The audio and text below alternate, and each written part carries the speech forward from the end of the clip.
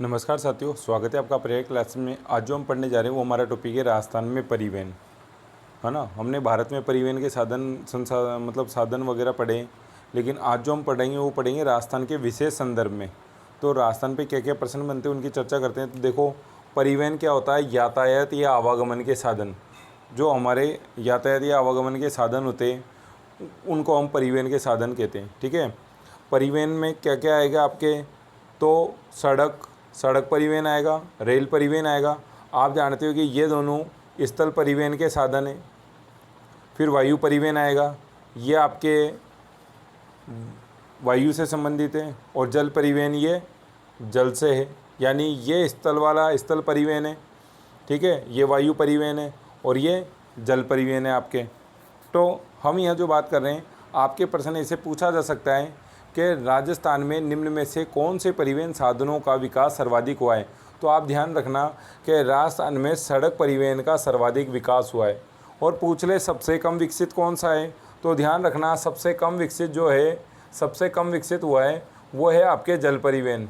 सबसे कम विकसित क्यों? क्योंकि आप जानते हो राजस्थान में नदियाँ वर्ष भर बहती नहीं है, केवल एकमात्र नदी चंबल है जिसमें पानी रहता है। तो नौका गमन या जल परिवहन जो है वो सबसे कम विकसित साधन है परिवहन का। अगर इनको क्रम से भी जमाने को कहा जाए तो आप 1 नंबर पे सड़क परिवहन बताना, सर्वाधिक विकास इसी का हुआ है। 2 नंबर पे रेल बताना, रेलों के बाद में वायुयान बताना, और वायुयान के बाद में नंबर 4 पे जल परिवहन बताना। तो सर्वाधिक सड़क का और सबसे कम जल का। तो अगर ऐसा कोई प्रश्न पूछ लिया जाए तो आप आसानी से कर सकते हो। आगे हम एक एक की विस्तार से चर्चा करते हैं कि सड़क परिवहन में क्या क्या है और राजस्थान से कौन कौन से जो नेशनल हाईवे, वैसे कुछ चर्चा हमने जब भारतीय परिवहन पढ़ा, भारत में परिवहन, वहाँ पे भी की थी। वहाँ पे भी मैंने आपको बताया था कि NH8 व्यस्तम राजमार्ग है, ठीक है। NH11 भी बताया था, 14 भी बताया था। लेकिन यहाँ पे और उनकी हम विस्तृत चर्चा कर लेते हैं ताकि वहाँ से जो प्रश्न आए तो हमारा गलत नहीं हो। देखो, आगे हम बात कर रहे हैं राजस्थान से गुजरने वाले प्रमुख राष्ट्रीय राजमार्ग। तो राजस्थान से हमने कहा था कि 39 राजमार्ग गुजरते, लेकिन उनमें से जो प्रमुख है वो उन पे प्रश्न अक्सर पूछ लिया जाता है और बहुत बार पूछा हुआ भी है।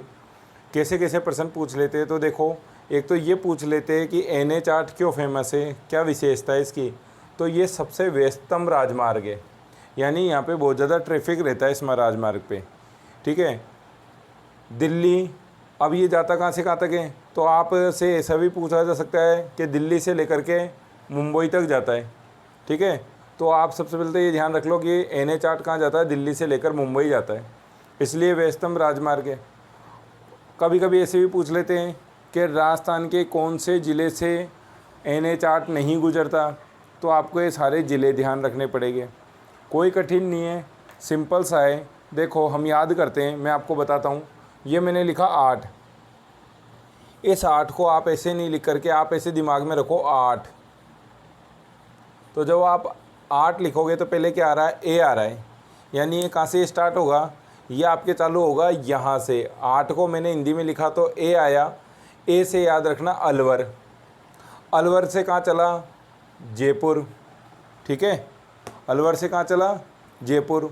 जयपुर से आप जानते हो, जयपुर से अजमेर में रहते हो तो अजमेर, अजमेर आया।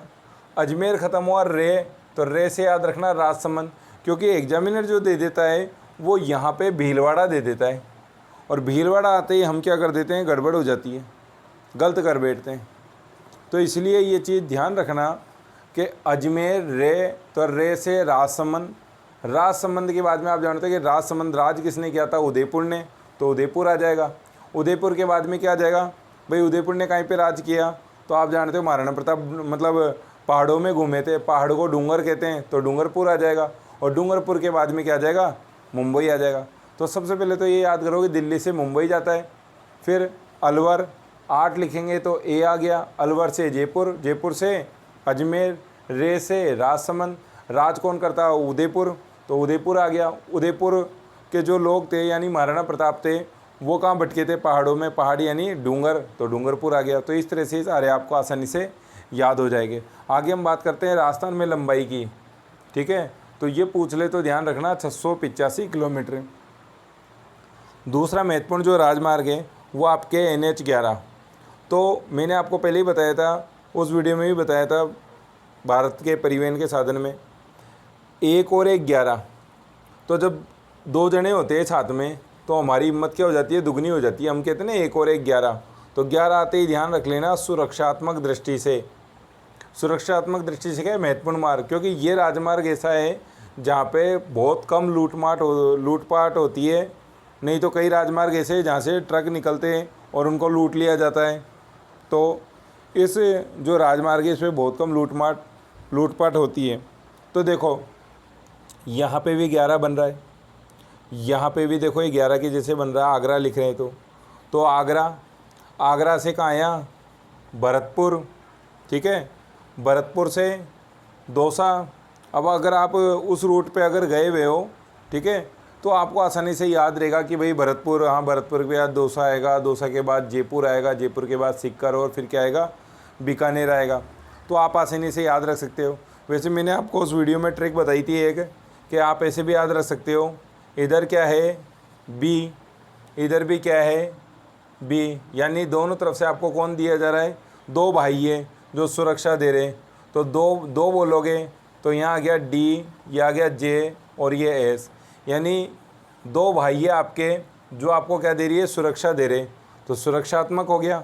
बी फॉर भरतपुर, ध्यान रखना, बी फॉर बीकानेर हो गया। और बी के बाद में क्या हो गया, डी जे एस, के 2 भाई है, बीच में डी जे बज रहा है और एस। तो इस तरह से आप बी डी जे एस ऐसे भी आप याद रख सकते हो, ठीक है, कि दोनों तरफ बी है, डी जे एस, इस तरह से करके भी आप इनको याद रख सकते हो। आगे हम बात करते हैं NH 12 की। तो ये आपके जाता है जयपुर, टोंक, बूंदी, कोटा, झालावाड़ और भोपाल। यहाँ का भी मैंने आपको बताया था कि किसी व्यक्ति का याद रखने के लिए और कुछ नहीं है, समझने के लिए, ऐसे हमको याद रह जाएगा। किसी आदमी का एक्सीडेंट हो गया, 12वां हो गया, तो 12 से याद रखना। 12वां क्यों हो गया, क्योंकि उसको जब वो जयपुर से निकला ना, क्योंकि ये जयपुर से निकलता है राजमार्ग, जब वो जयपुर से निकला तो उसको टोंक दिया था। हम कहते हैं टोके मत भाई, तो टोंक दिया था, तो उसको टोंक दिया था। टोंकने की वजह से उसकी मृत्यु हो गई और हमारी आँख से क्या निकली, बूंद निकली, तो बूंदी हो गया। और ये बूंद हमारी किस्मत में लिखी थी, तो कैसे किस्मत, कैसे कोटा हो गया, ठीक है। और ये जो कोटा हो गया, इसकी वजह से हमको क्या करना पड़ गया, कि हमको जो झालावाड़ जाना पड़ गया, या हमको मतलब झाड़ियों जैसा जीवन बिताना पड़ेगा, ठीक है। और हम किससे शिकायत कर रहे हैं, हम शिकायत कर रहे हैं गोपाल से, यानी भगवान से। तो गोपाल की जगह वहाँ भोपाल याद आ जाएगा आपको। तो इस तरह से आप करके ये कनेक्ट करके, क्योंकि ये राजमार्ग है ही ऐसे टॉपिक के जल्दी से याद नहीं होता। तो अगर आप गाइड वगैरह देखोगे तो वहाँ तो बहुत सारे दे रखे, आप वैसे ही कन्फ्यूज़ हो जाओगे कि कौन सा कहाँ से क्या जा रहा है। और लास्ट ईयर भी यहाँ से प्रश्न पूछ लिया था NH 15 के ऊपर, अभी हम उस पर भी बात करेंगे। तो यहाँ से प्रश्न पूछा हुआ है, यानी इम्पोर्टेंट चीज़ है, और कठिन आएगी तो हमको आनी चाहिए, तभी हम औरों से आगे निकलेंगे और तभी हमारा सिलेक्शन पक्का होगा। तो उसके लिए मैं आपको बता रहा हूँ कि ये जो इम्पोर्टेंट है, नहीं तो गाइडों में बहुत सारे दे रखे, इम्पोर्टेंट बता रहा हूँ जो आपके RBC की बुक्स में से यहीं से आपको मिलेगा। लास्ट ईयर भी यहीं से आया था। अब इनमें कैसे याद रखना वो ट्रिक भी बता रहा हूँ, तो उसको समझ लो, वीडियो को बार बार देख लो, ताकि 1-2 बार प्रैक्टिस कर लो। बिना प्रैक्टिस के आपको याद नहीं रहेगा, भूल जाओगे, कन्फ्यूज़ हो जाओगे। तो आगे हम बात करते हैं अगले जो हमारे राजमार्ग है उनकी। देखो यहाँ पे हम आगे बात करते हैं NH 14। तो ये कहाँ से कहाँ तक जाता है, ये आपके जाता है ब्यावर, पाली, सिरोही, अबू रोड, कांडला बंदरगाह है गुजरात के अंदर। तो ये आपको ध्यान होना चाहिए। और ये NH 15 है, ये भी गंगानगर से जाता है, और ये भी कांडला। और लास्ट ईयर ये वाला पूछ लिया था। अब ये जो ज़िले इनमें से एक गायब कर देगा, कोई सा भी जोड़ देगा, और जोड़ने के बाद फिर क्या है कि गलती के चांस पूरे बनते। तो ये चीज़ याद रहनी चाहिए। RAS SI सब में पूछी जाती है, पटवार वगैरह में, और यहाँ से एक पर्सन आता है। और हमारे राजस्थान के मैंने जो आपको पढ़ाया 8 पढ़ाया, 11 पढ़ाया, NH 12 पढ़ा, 14, 15 और 3, यानी 6 बता रहा हूँ।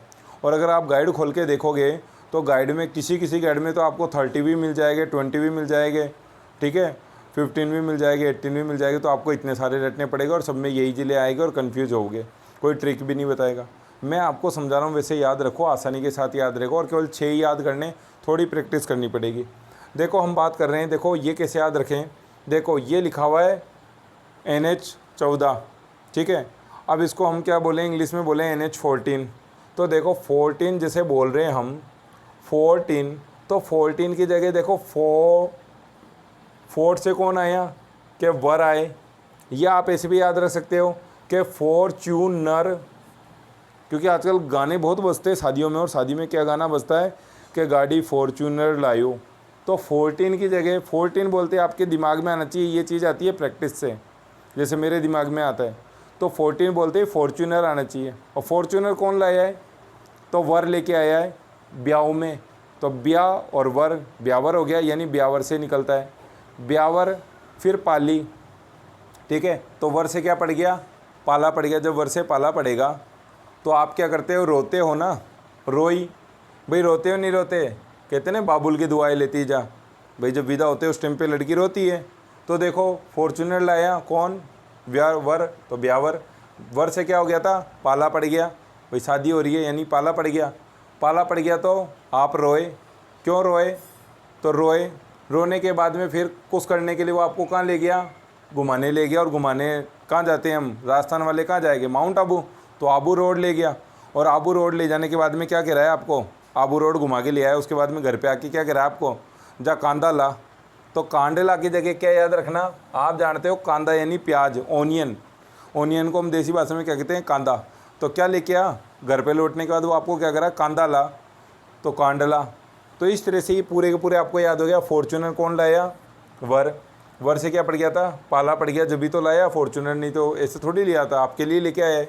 तो फिर आप क्या हुए, विदाई के समय रोए, आपको कुछ करने के लिए कहाँ ले गया, आबू रोड ले गया, घुमाने ले गया।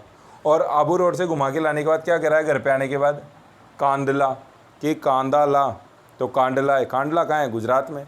तो इस तरह से ये आपको याद हो जाएगा। मेरे ख्याल से आपको समझ में आया होगा, अच्छा लगा होगा। अगर आपको अच्छा लगा तो आप वीडियो को लाइक कर सकते हो, आप वीडियो को, ठीक है। चलो आगे चलते हैं। NH15, NH15 पे प्रश्न आते हैं। अब देखो हमने जितने भी पढ़े, ठीक है, हमने क्या पढ़ा, 3 है, 8 है, 11 है, 12 है, 14 और 15। अब एक बात बताओ, सबसे बड़ा कौन सा है, वैसे ही दिख रहा है 15 है। तो सर्वाधिक जो लंबाई वाला राजमार्ग है, ये प्रश्न आ जाए तो ध्यान रखना, सबसे ज़्यादा लंबाई वाला राजमार्ग है 15। फिर कहाँ से आता है, तो देखो अब यहाँ लंबाई की बात है। अब लंबाई से आप इसको दिमाग में जोड़ो कि हमारे एक ज़िले का नाम नदी के नाम पे ये मान लो, तो गंगा नदी सबसे लंबी है, तो यहाँ पे भी लंबाई है, यहाँ पे भी लंबाई से चालू होगा।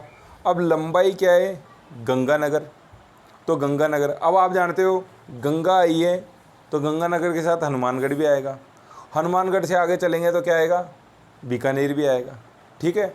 तो गंगानगर, हनुमानगढ़, बीकानेर, ये तीनों एक ही सीरीज़ में याद हो गए। बीकानेर से कहाँ जा रहे हो, जैसलमेर, तो ये भी आप ध्यान रख सकते हो कि ये हो गया जी के बाद में आ गया आपके एच, इसको ऐसे भी याद रख सकते हो आप, क्योंकि यहाँ से बस स्टार्ट हो गया ना। सबसे लंबी नदी कौन सी है, गंगा, गंगा यानी जी के बाद में क्या हो गया, एच के बाद में क्या हो गया, ये आपके बी के बाद में क्या हो गया, जे के बाद में क्या हो गया, फिर बी, फिर उसके बाद में क्या हो गया, फिर जालोर, और फिर क्या हो गया, फिर कांडला आ जाएगा। और कांडला कहाँ है, गुजरात में, पहले वाले में हमने पढ़ा है, वैसा का वैसा हो जाएगा।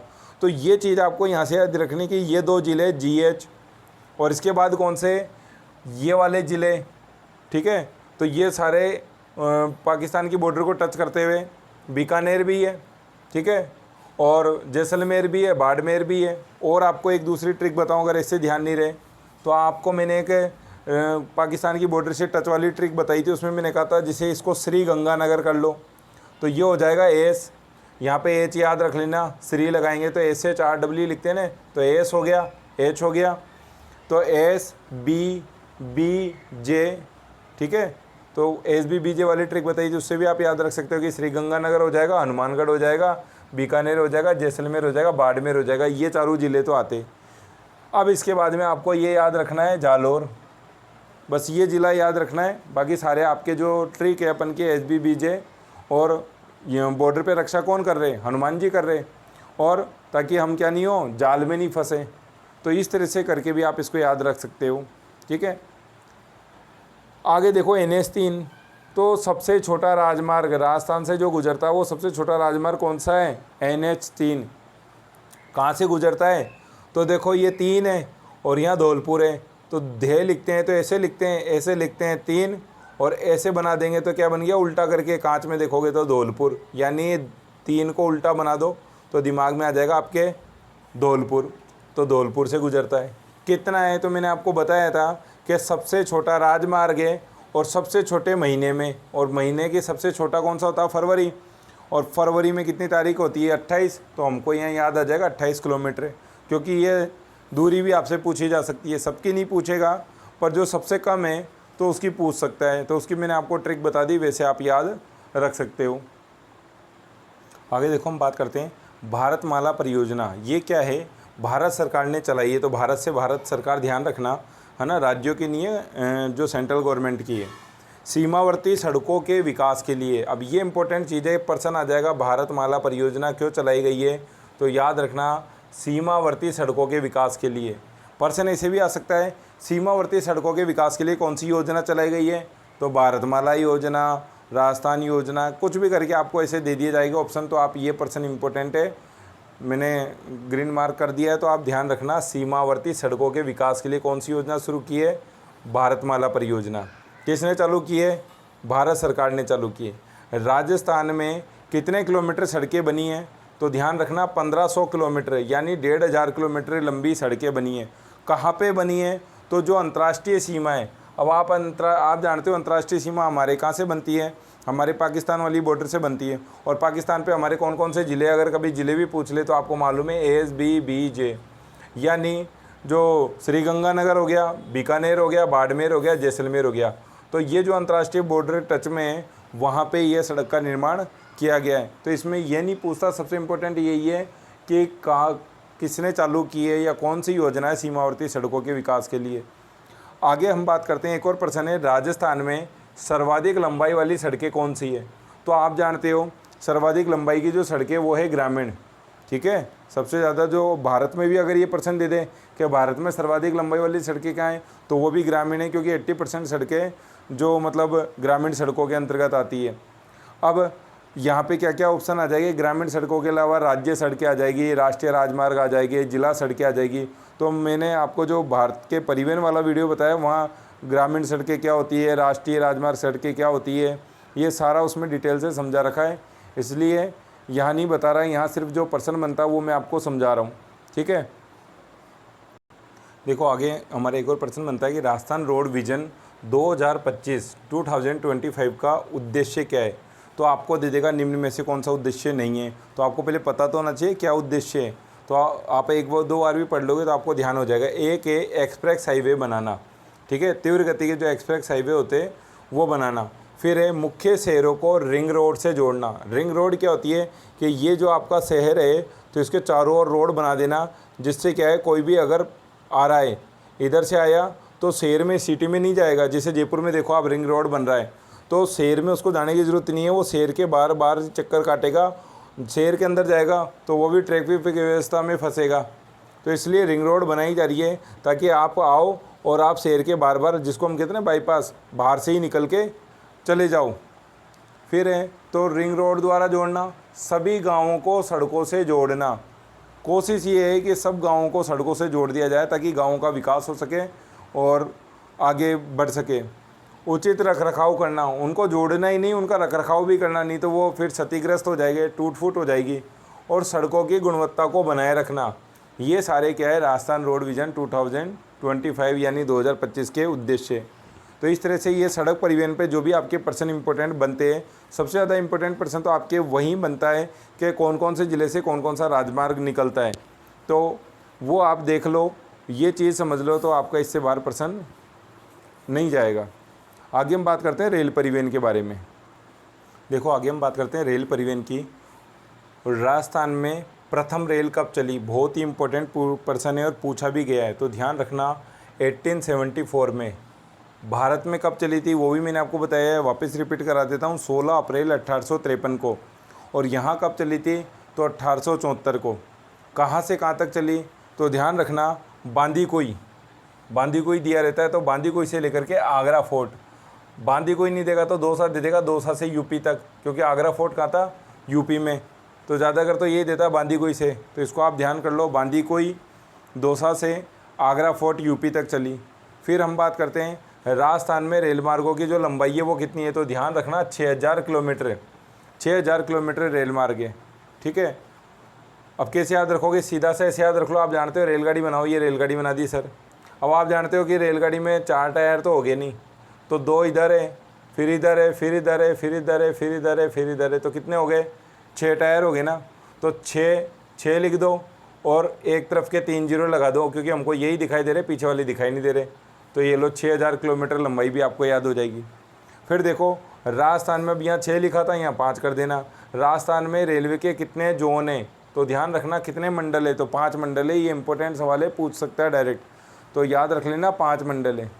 फिर ये भी इम्पोर्टेंट है, ये भी याद रखना कहाँ से कहाँ तक चली थी, कब चली थी, ये उतना इम्पोर्टेंट नहीं है, बाई चांस कोई कथन कारक वाले में दे दे तो बात अलग है।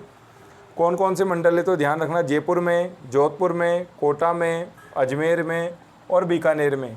इनमें भी आपको एक चीज़ ध्यान रखनी है कि ये जो कोटा वाला मंडल है ये आपके पश्चिम रेलवे जोन के अंतर्गत आता है, और ये जो चारों है जयपुर, जोधपुर, अजमेर और बीकानेर, ये आपके उत्तर पश्चिम रेलवे के अंतर्गत आते हैं, ठीक है। आपने रेलगाड़ी के ऊपर लिखा हुआ देखा होगा, रेल के ऊपर ऊ पे, यानी उत्तर पश्चिम रेलवे के अंतर्गत आता है ये। तो इस तरह से लिखे रहते हैं उनके ऊपर।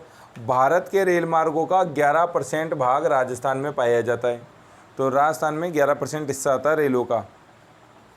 मेट्रो रेल की बात कर लें, ये भी एक इम्पोर्टेंट पर्सन है, ठीक है, पूछा जा सकता है, आपसे पूछे भी गया है।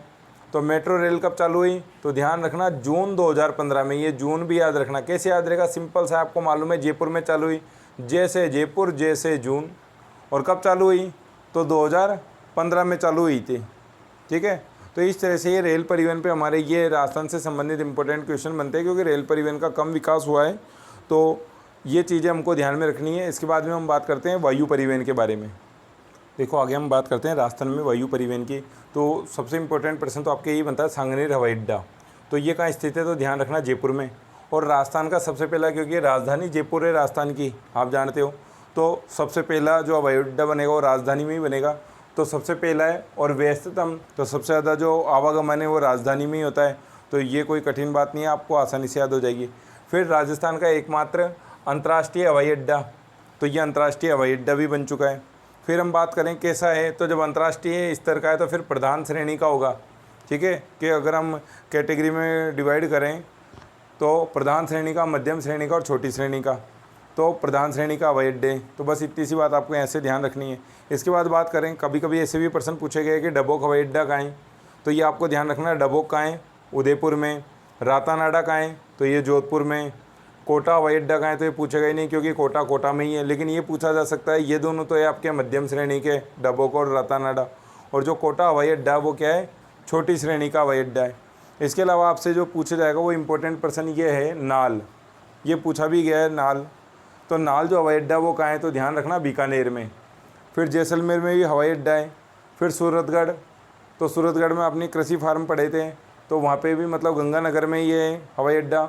रातानाडा, ये रातानाडा वाला है, ये रातानाडा जोधपुर में आ गया। और बाड़मेर में भी हवाई अड्डा है। ये सब किसके अधीन है, ये है वायुसेना के अधीन, ठीक है, हमारी एयरफोर्स। क्योंकि ये वाला जो हिस्सा है, अगर पाकिस्तान हम पे हमला कर दे या अदर कोई देश उधर से हमसे हमला करने की कोशिश करें, तो ये सारे हवाई अड्डे बना रखे हैं वायुसेना ने, ताकि वो उसका मुँह तोड़ जवाब दे सके। और यहाँ पे हमारे वायुयान युद्धक विमान तैनात रहते हैं। जबकि ये वाले जो हवाई अड्डे डबोक, कोटा का, ठीक है, इसके अलावा भी जैसे किशनगढ़ में भी हवाई अड्डा अजमेर में बन चुका है, आप जानते हो किशनगढ़। अगर पूछे नवीनतम हवाई अड्डा कौन सा है, तो किशनगढ़ का। और किशनगढ़ कहाँ है, तो अजमेर में, ठीक है, तो ये नवीनतम हवाई अड्डा है हमारा। तो ये चीज़ें, ये है नागरिक हवाई अड्डे जहाँ से नागरिक लोग, और ये वाले जो है ये आपके सैनिक हवाई अड्डे, जो सेना, जिनका संचालन सेना करती है, वायुसेना के द्वारा किया जाता है। तो इस तरह से ये हमने राजस्थान में जो परिवहन के साधन हैं कौन कौन से, जल परिवहन, तो जल परिवहन पे, क्योंकि हमारे यहाँ मैंने आपको पहले ही बता दिया कि जल परिवहन का विकास नहीं हुआ है, क्योंकि नदियों में वर्ष भर जल ही नहीं रहता, ठीक है, तो ऐसा कोई आवागमन के साधन के रूप में उनको हम काम में नहीं ले पा रहे। तो ये हमारे राजस्थान का जो परिवहन के टॉपिक था ये हमारा कंप्लीट होता है। तो आई होप आपको वीडियो अच्छा लगा होगा। इस वीडियो को देखिए, समझिए, क्योंकि लास्ट ईयर प्रश्न आया था, वापस आ सकता है। क्या क्या इंपॉर्टेंट प्रश्न बनते हैं उन सबकी मैंने यहाँ चर्चा की है, आपको ट्रिक बताने का प्रयास किया है। तो आप वीडियो को देखिए, समझिए, वीडियो को लाइक कीजिए और कमेंट में मुझे बताइए आपको समझ में आया या नहीं। Okay, thank you.